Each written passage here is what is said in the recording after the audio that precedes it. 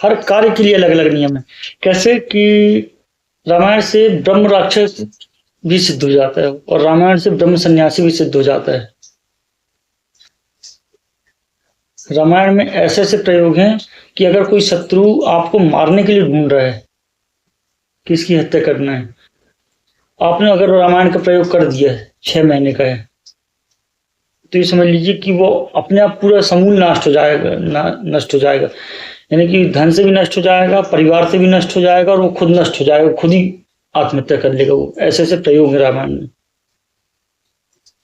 तो धन के तो इतने बढ़िया प्रयोग हैं कि रामायण से अगर किसी के पास धन नहीं है, बहुत परेशान है, अति गरीबी यानी कि उसके पास एक टाइम के भी खाने के लिए भोजन नहीं है, वो व्यक्ति 1 साल एक नियम से, यानी कि परिवार में जैसे 4 सदस्य हैं, 2 बच्चे हैं और पत्नी भी है साथ में, तो ऐसा नियम ले ले कि जैसे खुद पढ़ रहा है, खुद नहीं पढ़ पाया, कभी कहीं जाना है तो पत्नी उस दिन पारायण कर दे, पत्नी नहीं पढ़ पा रही तो बच्चे पारायण कर दें, लेकिन कोई ना कोई रामायण का पारायण करता रहे।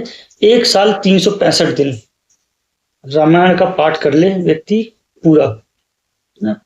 जैसे ही एक पाठ पूरा होता है फिर तो दूसरा पाठ चालू कर दें, दूसरा पाठ पूरा होता है तीसरा पाठ चालू, लेकिन पारायण करते रहना 1 साल तक। 1 साल के अंदर अंदर उसकी वो स्थिति बदलेगी कि उसके समाज में लोगों के पास उतनी उन्नति नहीं होगी जितनी उस उन्नति उसके पास आएगी, जितना धन उसके पास आएगा।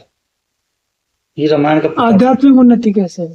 उसी से आध्यात्मिक उन्नति भी होगी, धन बस नहीं आएगा, आध्यात्मिक उन्नति भी होगी। क्योंकि आपने रामायण का एक साल पाठ किया ना, तो 1 साल तक हनुमान जी आपके घर में बैठे हैं, हनुमान जी स्थान नहीं छोड़ते।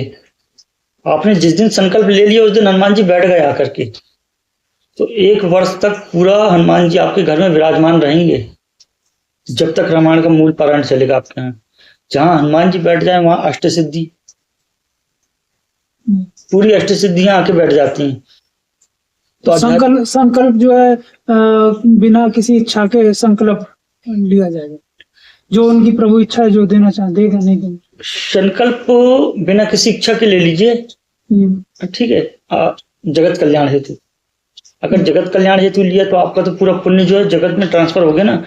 तो हम जो भी देते हैं उसमें ब्याज लग के मिलता है। तो जगत में अरबों खरबों जीव हैं, तो आपने सबको पुण्य ट्रांसफर कर दिया, तो वो पूरा आपको ब्याज सहित वो पुण्य वापस आता है। तो संकल्प जगत कल्याण हेतु लिया जाए।